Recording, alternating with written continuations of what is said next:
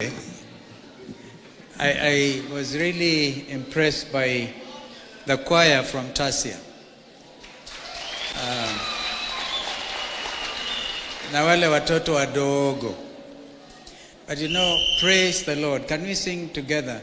Praise the Lord, praise the Lord. Let the earth hear his voice.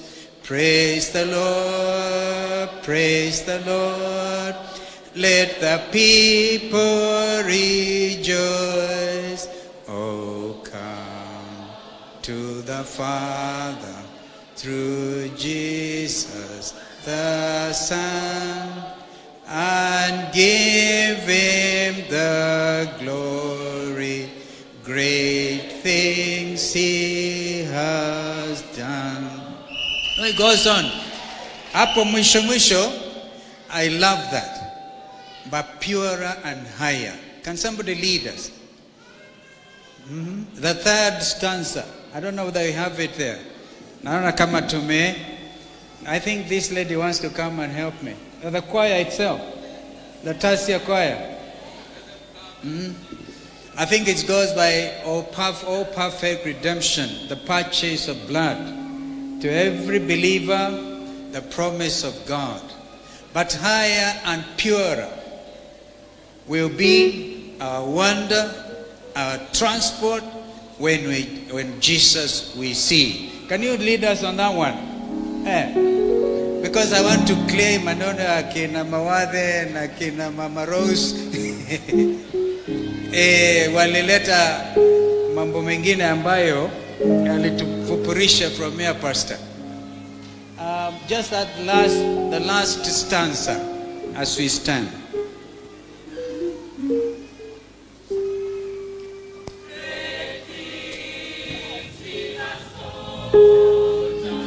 Great things he has done, and great are rejoicing through Jesus the Son, but pure and higher and greater will be our wonder, our transport when Jesus we see. Praise the Lord, let the earth hear his voice. Praise the Lord, praise the Lord. Let the people rejoice. Oh, come to the Father through Jesus the Son, and give him the glory. Great things he has done. Thank you, choir. Thank you. Thank you. Please be seated. Please be seated.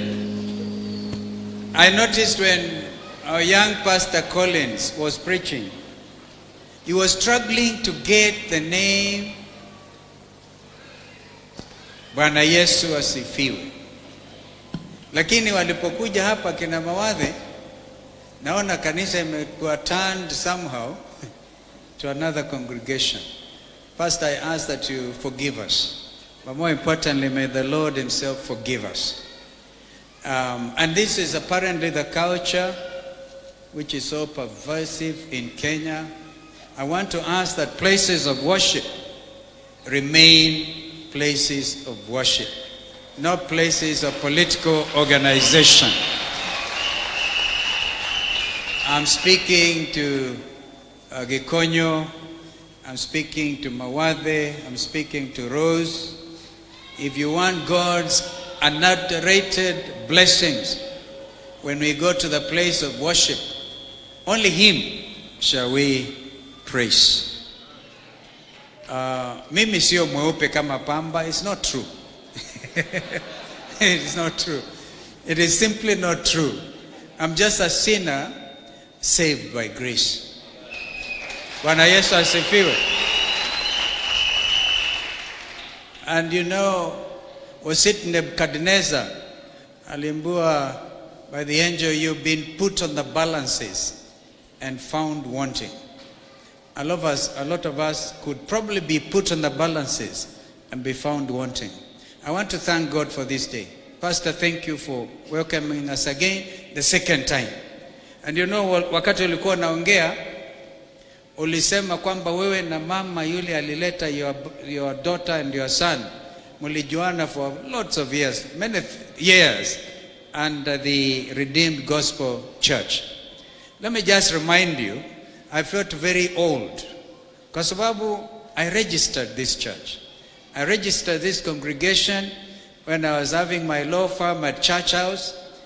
Bishop Kitonga and others came, and because it was difficult to register Christian churches then, I recommended we actually register Redeemed Gospel Church as a company limited by guarantee. That's why you have the word Inc. So we brought those instruments. You may know this history, but what I'm telling you is true. But I'm so grateful that this church has grown in leaps and bounds. All to the glory of God. Young Pastor Collins, Bwana akuzindishie. May you grow to have a wonderful wife. One who will support you. One who will support you. And but perhaps you become something bigger. She could become the Esther in your territory. Because you know, and this is why I'm asking sincerely, I'm here, niulize muniombe nyinyi wenyewe. This congregation and others, even as you pray for our country. Wangapi wataniombea jameni? Asanteni. Sababu ninayo ya kuuliza maombi. Ni wazi kwamba tumejitokeza wazi, tuna nia, tuna sababu, na tunasikia ni hali ya kuwajibika kwa hali ya juu kujaribu kuchukua uongozi wa nchi yetu ya Kenya. Sio mara ya kwanza, tulijaribu hapo awali. Na zote tuelewa mwaka 2007 yaliyotendeka Kenya hii. Na tashukuru Mungu kwamba Kenya was not placed under United Nations observation. We were very close to becoming a failed African state. But we put our ambitions together, and then we put Kenya together. I feel in my spirit that Kenya will never go that way again in 2007. Kenya will be a peaceful nation. Kenya is going to stand out strong in the community of nations. So, Pastor, it is good that they have come this way with a bit of hindsight. Now, kona hile kwanza wanapiga kelele, wamesikia vile Mungu amesema. And this is going to be a wonderful nation. Kuingia hapa nimeona vile, by the way, Esther, when she eventually got the message from Mordecai, alafu akasema aende, she even said, total commitment to your country, to your people. Asema, let me go, if I perish, I perish.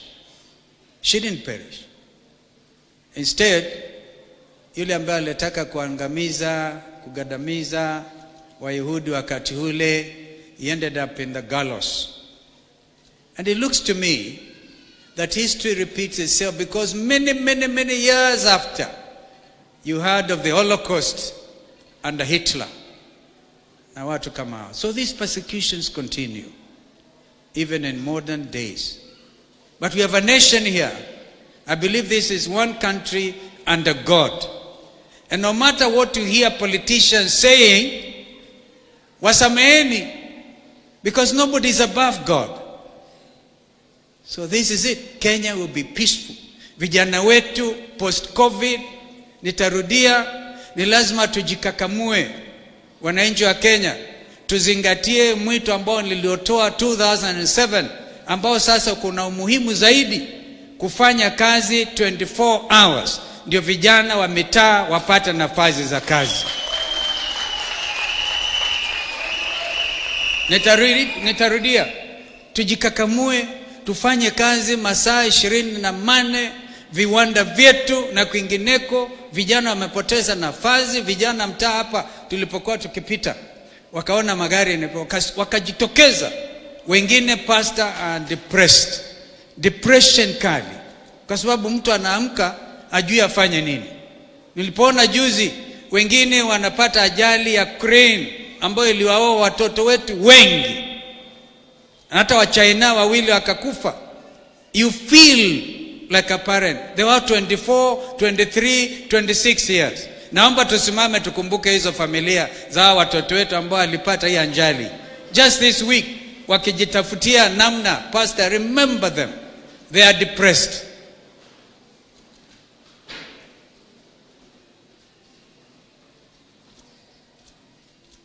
Thank you. Na pia vyombo vya habari vinaonyesha wazi mtoto amewacha watoto wengine, mama mjane ako na watoto 2, 3 young kids. How are they going to make their ends meet?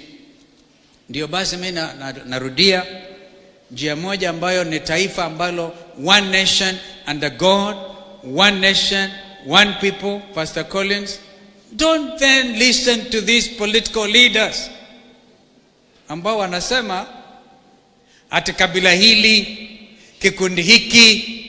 Jameni, ndio mimi nikaamua na wenzangu tuseme kwamba nchi moja, watu moja, one nation, one people, ambayo haitakuwa na Mkikuyu na Mjaluo na Mkamba na Muluya.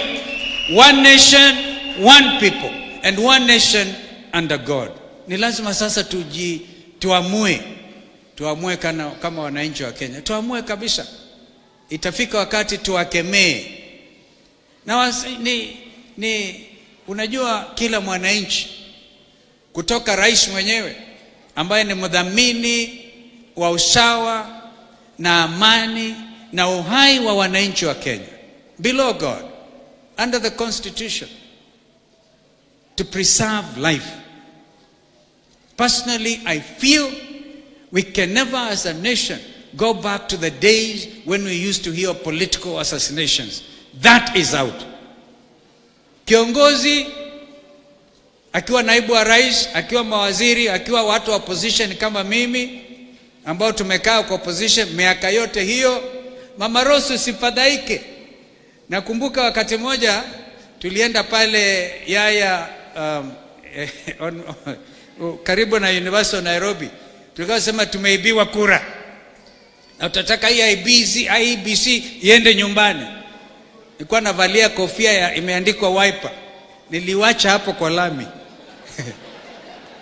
Watu wa KTN wakaonyesha Kalonzo amewacha wiper kwa lami. Mpaka my friend deputy president akaenda huko Makueni akasema, the last time niliona Kalonzo, a whole former vice president, he was sitting on the tarmac. It's a small world. My friend William, karibu sana Kenya. Hii ndio Kenya. Karibuni Kenya. And yet everybody's basic rights must be preserved. Kwa hivyo watu wasiwe na hofu. Mimi nakumbuka nikiwa, when I didn't go for that kuchukua ile kiapo ya Uhuru Park. Akikumbushe Rose, ndio nasema usifadhaike. Tulipigwa tear gas wakati niliwacha hiyo kofia hapo. Nikiingia kwa gari yangu pale nakuta Raila ameingia huko kwa driver's seat na amefit huko ndani. Natafuta weta simuoni. Wakati wa code tumetoka mbali kama wananchi. So mimi sioni hofu yoyote. One time siku hiyo ya kukula kiapo, askari walikuwa wote withdrawn. Na bado niko hai. Karibuni sana Kenya.